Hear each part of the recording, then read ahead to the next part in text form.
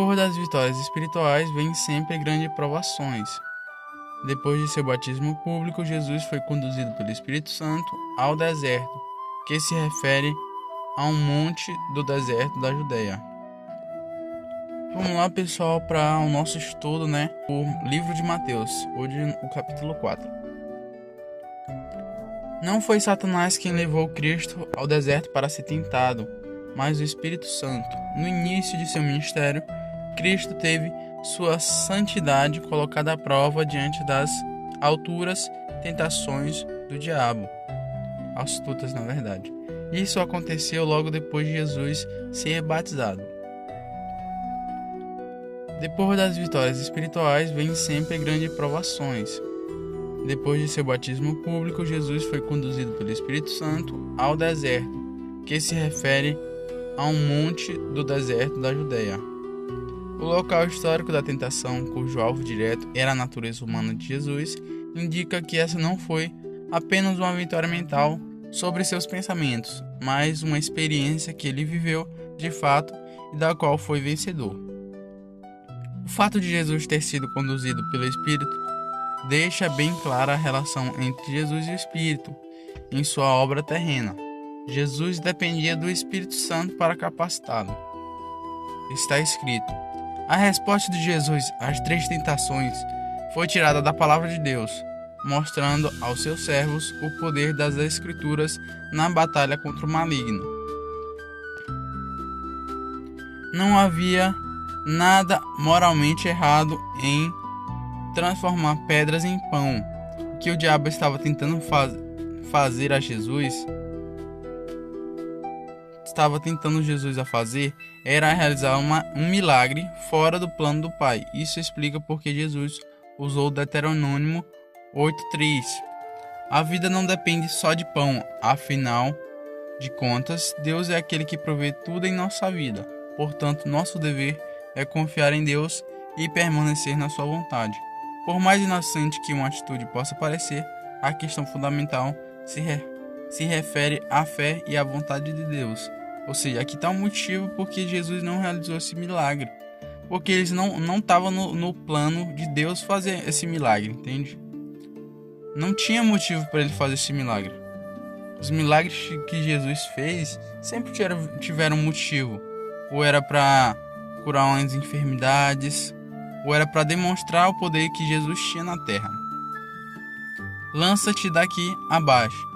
Ao lembrar a Jesus a promessa de proteção de Deus no Salmo 91, 11, 12, o diabo omite as palavras para te guardarem em todos os teus caminhos. Ele tentou Jesus atrair a atenção das pessoas fazendo algo espetacular, e não por sua mensagem ou sua vida de retidão.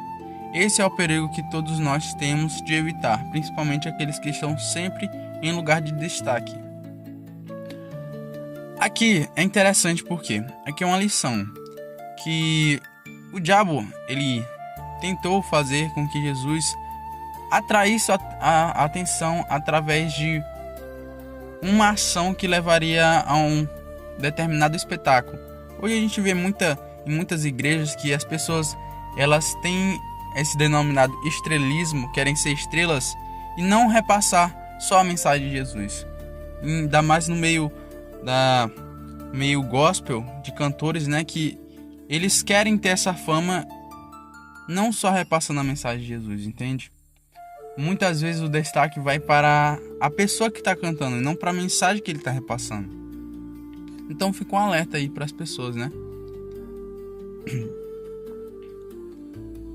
Vamos lá. Deuteronômio 6,16 destaca que ninguém deve tentar Deus. O Senhor disse ao povo israelita para prová-lo somente em uma área, nos dízimos. Se eles dessem os dízimos, poderiam prová-lo para ver se ele cumpriria sua promessa e abençoaria a todos.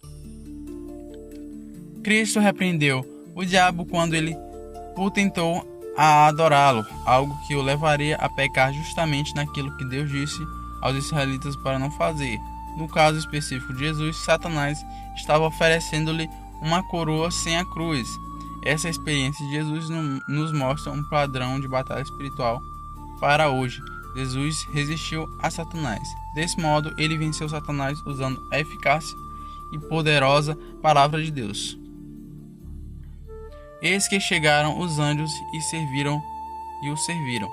Logo após ter rejeitado a oferta de Satanás, os anjos vieram até Jesus e o serviram.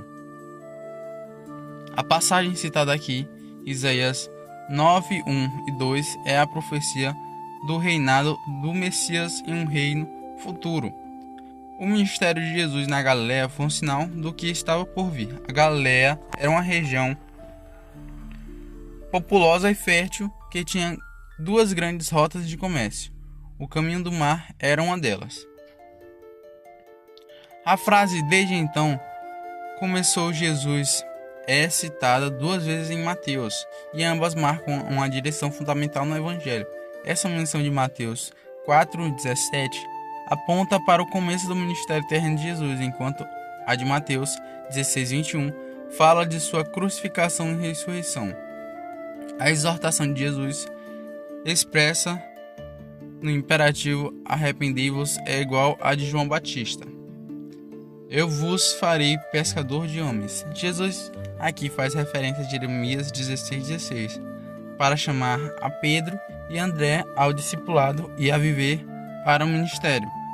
Mas este não foi o primeiro encontro que o Senhor teve com Pedro e André. Podemos tirar muitas lições desse momento. Primeiro, Deus se alegra em usar pessoas simples. Tudo o que aprendemos na nossa vida e na nossa profissão tem valor quando servimos a Cristo. Os pecadores puderam usar sua experiência para pescar vidas para o Senhor. Ou seja, Deus ele se alegra com as pessoas simples, porque são as pessoas simples que elas vão dar mais valor a isso, a um chamado. Terceiro, é uma prova da verdadeira obediência é aceitar o chamado na mesma hora. Vamos lá. Ensinando, pregando e curando. Esse é o resumo do ministério eterno de Jesus. Seu ensinamento é caracterizado pelo discurso. Sua pregação é caracterizada pelo que ele anunciou.